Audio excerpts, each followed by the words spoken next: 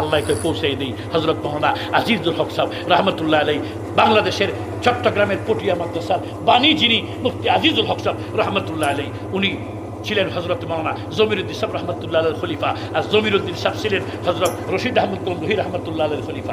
রশিদ আহমদ গঙ্গোহী ইন্ডিয়ার গঙ্গুতে ওনার বাড়ি।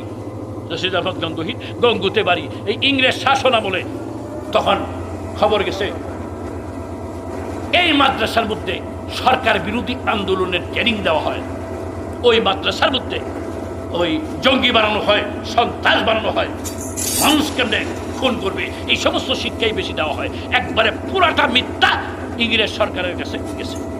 ইংরেজ সরকারের গোয়েন্দা পাঠাইছে, গোয়েন্দা প্রধান।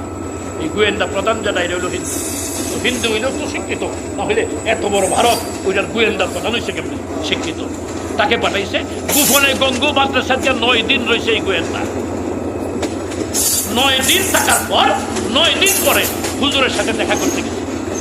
হুজুরের সাথে দেখা করতে গিয়ে বলে, হুজুর আমি তো গোয়েন্দা প্রধান, আপনার মাদ্রাসার বিরুদ্ধে এই কথা গেছে সরকারের কাছে, এইটাকে জাস্টিফাই করার জন্য আমাকে পাঠাইছে সরকারে। তা আমি 9 দিন পর্যন্ত চোখ ধরতে দেই না, আমি যে গোয়েন্দা। এই 9 দিন ধরে আপনার মাদ্রাসায় আমি আসি, কিন্তু আমার 9 দিন পরে রেজাল্ট হইল। আমার অভিজ্ঞতার দ্বারাই বুঝতে পারলাম আপনারা যে আল্লাহর পূজা করেন, এই গঙ্গুর প্রত্যেকটি ইটের থেকে আল্লাহর নামের তসবিহ।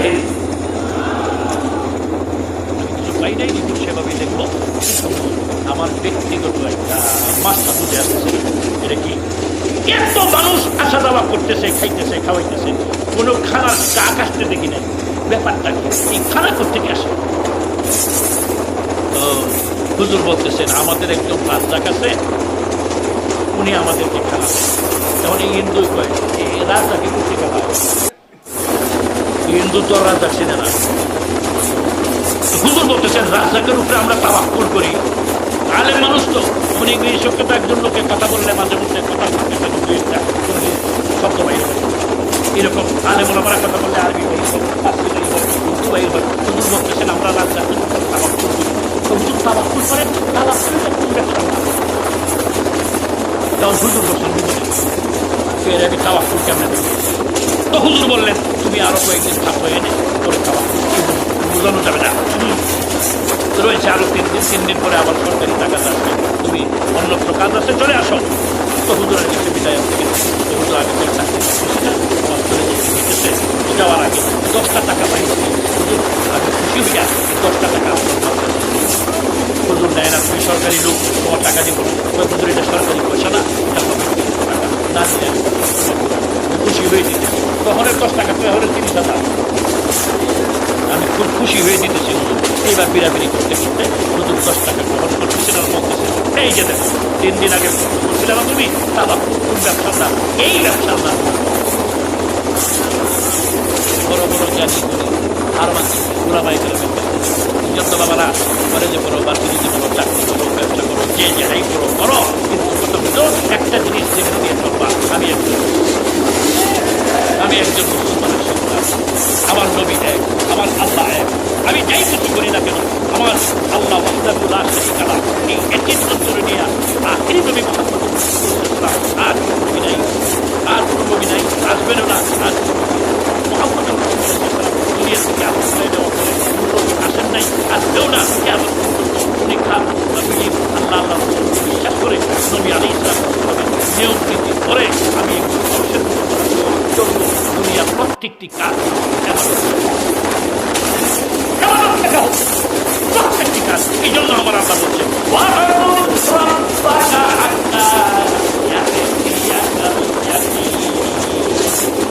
দুনিয়ার মানুষ তোমার রবের কতদিন করবা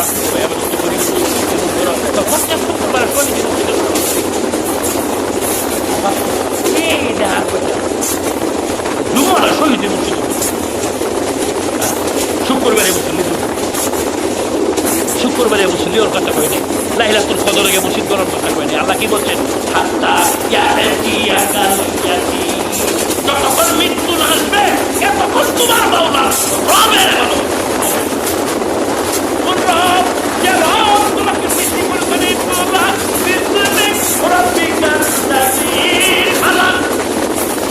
যে রব তোমাকে সৃষ্টি করেছেন তার সত্তাকে আমি দিল, সৃষ্টির মধ্যে তোমাকে যে শ্রেষ্ঠত্ব দিলেন, তোমার কর্তাকে এই কারিগরির মাধ্যমে এত সুন্দর একটা মানুষ তোমাকে বানিয়ে চিন্তা করো, ডাক দেবো না যেমন আল্লাহ এত সুন্দর করে বানাইলা 1000 টাকা নফল নামাজের সওয়াব তোমার আমল নামায় দিবে।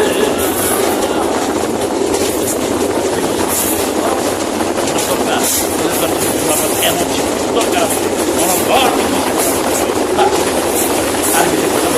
হিন্দিতে কথা বলতে সারা দুনিয়া আমাদের দেশ, সারা দুনিয়া সীমান্ত থেকে দূর পর্যন্ত আল্লাহ কোরআনের আলো প্রত্যেক মানুষের সিরাত ভিতরে চাই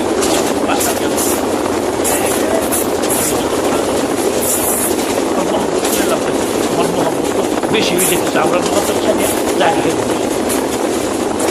বেশি কারণ কি শয়তান লাগা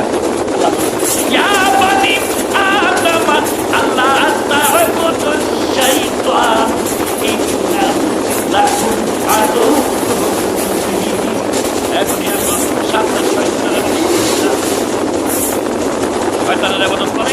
আরে তুই যদি এই একটা নাটক দেখতে থাকো, তুই তো শয়তান খুশি, তুই একটা সিনেমা দেখো, একটা শয়তান খুশি, তুই তাস খেলতে থাকো, একটা শয়তান খুশি, তুই যদি আরেকজনের মেয়ের সাথে প্রেমের গল্প করো, একটা শয়তান খুশি।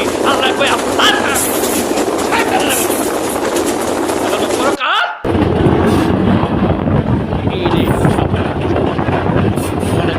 মৃত্যু পর্যন্ত মনের সাথে, এটাই নফস, মৃত্যু পর্যন্ত আবার মনের সাথে যুদ্ধ করতে হবে। মন চাইবে খারাপের দিকে, মনকে ফিরে রেখে ভালো কাজ করতে হবে মৃত্যু পর্যন্ত। এইটা ভাবতে পারবে না, এইটাই হল বড় বড় মৃত্যু পর্যন্তই করছে এই সাধনা মৃত্যু আমরা মাসুম না, আমরা সাহাবীরা, আমাদের গুনাহ হবে না, কিন্তু আল্লাহ পাক গুনাহগারকে ডাকবেন, আদর করে ডাকবেন। আপনার একটা চুলা বা আপনার ছোট ভাই যদি কথা না মারে, তোর মতো ভাইয়ের আমার করতে নেই, বেয়াদবি করতে থাকে, 1 দিন 2 দিন 3 দিন 5 দিন 7 দিন এত বড় হয়ে গেছে, এখন বেয়াদবি। বাপে কয় তুই আমার খোলা না, ভাই কয় তুই আমার ভাই না, মা কয় তুই আমার খোলা না, বাড়িতে বাইরে যা, তোর মতো কুকুর আমি যাবো, তোর মনে লাগবে না, কত কিছু কয়, কথা ঠিক না? খারাপ হইলে ভালো লাগে না, বাপ মাও ভালো পায় না। আল্লাহ খারাপ দিলে বেশি ভালোবাসে, এই জন্য আল্লাহ ডাকতে আপনি বলেন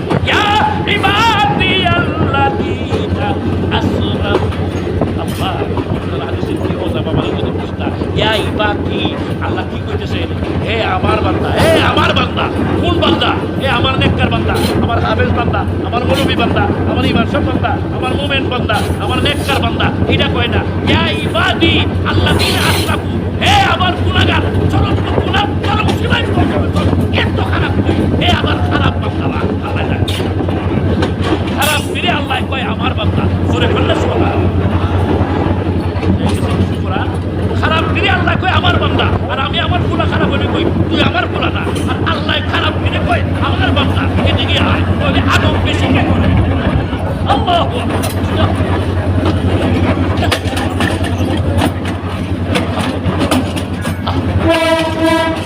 আগের তো বললাম প্লাস্টিক মাটির খালি দিয়া 200 বছর সালাম মানে হেরার দেবতা, সালাম মানে হেরার দেবতা, ইয়া সালাম 200 বছর হঠাৎ করে একবার ফুলে মুখে কাউরে লাগে বেরিয়ে গেছে, ইয়া সালাম সাথে সাথে এতদিন পরে তুই আমার এবার সালাম কয় না, সালাম কয় না, সালাম বলে না, সালাম বলে না, সালাম বলে না, সালাম বলে না, চুপচাপ বসার ব্যাপারটা কি? হঠাৎ করে তার ব্রেনে এসে গেছে, আরে সমস্ত এটা মুসলমান যে আল্লাহ পূজা করে, ওই আল্লাহ নাম কর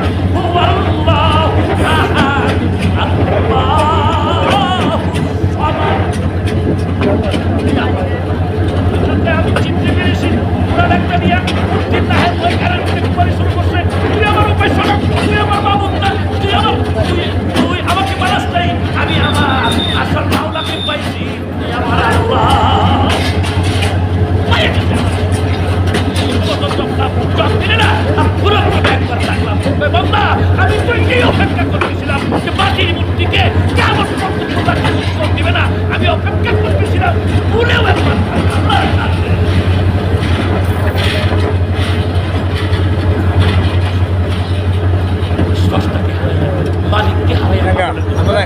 এই জন্য পৃথিবীর কোনো শক্তি থেকে আমরা ভয় করি না, পৃথিবীর কোনো শক্তিকে আমরা ভয় করি না।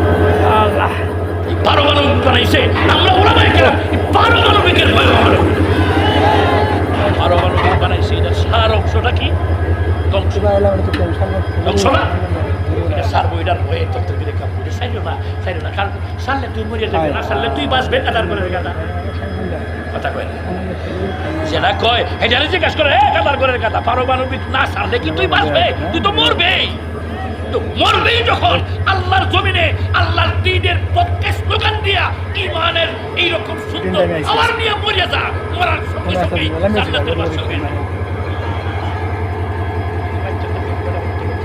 এই জন্য আমি বিশ্বাস করি, যেমন আমরা গ্রামের মুরব্বীরা কইতেন, হাতি মরলেও লাখ টাকা, থাকলেও লাখ টাকা। মুসলমান ইমানদার দ্বীনের মুজাহিদ, এটা মরলেও লাখ টাকা, থাকলেও লাখ টাকা। মরলে শহীদ, বাঁচলে গাজী, বেড়ার মতো বেড়া। কথা ঠিক না বেঠি? তোমরা বাবারা এরকম হও। এরকম হওয়ার পিছনে একটা কানেকশন, এই যে ওলামায়ে কেরামের সাথে এই কানেকশন। শয়তান এক হইব, হয় মৌলবীর লোকে গেছস কে? শয়তান এক হইব, মৌলবীর লোকে না দেখেই তো এখন বারবার মুক্ত যায়, ঢিলা হয়ে গেছে। আর যদি মৌলবীর লোকে থাকতো, চারিত্রিক অবস্থা যদি ভালো থাকতো, তাহলে 2-3 ঘন্টা পরে পরে মুক্তই হইল। আমরা দেশের ভাষায় কইতেছি, কি রাগ করতেছ বাবা? আমি তো আগেই বললাম, অনেক সময় বাসার স্বাধীনতা রক্ষা করা যায় না, তার কারণ গরু খারইয়া সেনাইলে দেয়, আর সেটা বইয়া সেনাইলে দেয়, আর বিড়ি টানে গরু, আর এটাই বেশকম কি? বেশকম এতটুকু, সেটা 4 ভাইয়া, এটা 2 ভাইয়া, আর কোনো বেশকম নাই, আর কোনো বেশকম নাই। তার কারণ গরু মুততে পারিল না, এটা মুততে পারিল না, বেশকম একটু আছে, গরু নাই না, সে দামি। কেমনে দামি? গরু ডারে যদি বিসমিল্লাহ আল্লাহু আকবার কইয়া তুমি একটা কলেজের ছাত্র যদি জবাই করো, বেনামাজিও যদি জবাই করো, বিসমিল্লাহ আল্লাহু আকবার, তবু এটা গোশত খাওয়া হালাল। ড্রাইভার দে আইছে মাসলা কইয়া গেলাম, হুজুররা জব লাগে না। একটা বেনামাজি যদি আল্লাহু আকবার বলিয়া মুরগি জবাই করে, হাত জবাই করে, ছাগল জবাই করে, কাঠি জবাই করে, গরু জবাই করে, এটার গোশত খাওয়া হালাল। আর এই মানুষ তাদের গরু ডারে কোরআন শরীফ খতম করে জবাই করলে এটা গোশত খাওয়া হালাল না। এই কথা কয় না। তাহলে সাইর ভাইয়াটা বেশি ভালো হইল না? আবার বুঝো, আল্লাহ এক জায়গায় কইছে, ওয়ালাকাদ কাররামনা বনি আদম। আরে দুনিয়ার মানুষ বনি আদমকে আমি আল্লাহ সমস্ত সৃষ্টির উপরে মর্যাদা দিছি। আল্লাহ বলেন। আবার আরেক জায়গায় কই, মিনাই শাইইন তুই কি খালাকাহু মিন নুতফা, একটু নাফাক বিজয়ী তো বাহাদুরি করস। আল্লাহ আল্লাহ কই তোর শ্রেষ্ঠত্ব দিছি, যদি শ্রেষ্ঠ কাজ করতে পারো ঠিকই তুমি শ্রেষ্ঠ। কেমন শ্রেষ্ঠ জানো? ফেরেশতা সেও শ্রেষ্ঠ। এই জন্য তো মুসা আলাইহিস সালাম ঘুষি মারিয়া আজরাইল যে কানা করিয়া, কিতাবের কথা, বানামটি কথা না। দেখেন আল্লাহর নেককার বান্দা হইলে কেমন কেমন অভিনয় জানে। আল্লাহর নেককার বান্দা হইলে হযরত মুসা আলাইহিস সালাম একদিন কই, আল্লাহ বর্তমানে বড় বুজুর্গকে আল্লাহ কই এদিক দিয়ে যাও, হেই পাহাড়, কয়েকটা পাহাড়ের মাঝখানে একটা রাস্তা, হে নেগে একটা গুল চত্বরের মতো আছে, এই নগিয়া দেখো একটা শুয়ে রয়েছে মুডা, এটা বড় অলি। মুসা আলাইহিস সালাম গেছেন, এই নগিয়া দেখে ঠিকই একদম জাগ্রত শুয়ে রয়েছে, সুস্থ দেখে শুয়ে রয়েছে, তাকাই রয়েছে। তো উনি সামনে থেকে সালাম দিচ্ছেন, মানে ওই যুগের সালাম, যদি আসসালামু আলাইকুম হয়ে তাহে এটাই কইছেন, নাহলে ওই যুগের সালাম যেটা এটাই দিছেন, সালাম দিছে। মুসা নবী গেছেন, এত বড় বনি ইসরাইলের বড় পয়গাম্বর, এই লোকটা একটু তাকায়ও দেখলো না, হেলের বাইরে চাই রয়েছে। অনেক চেষ্টা করছে সালামের উত্তর, কথাই কয় না, এইটাও কয় না পয়গাম্বর আইসেন আছে বন, এটাও কয় না। অনেক ঘোরাফেরা করিয়া পয়গাম্বর কয়, আল্লাহ সালামেরই উত্তর দিল না, এটা আবার ওলি হইল কেমনে? আল্লাহ কয় তোর সালামের জবাব দিব, 7 দিন ধরে রাগ করিয়া আমার লোকের কথা কয় না। আল্লাহ একবার কর না, বন্দারে কত আদর করেন, বন্দার সাথে মাওলার প্রেমটা কি এটা বুঝেন না? প্রেমিক প্রেমিকার ঘন্টায় ঘন্টায় না, মিনিটে মিনিটে অভিনয়। তো রাগ করছো তুমি, রাগ ভাই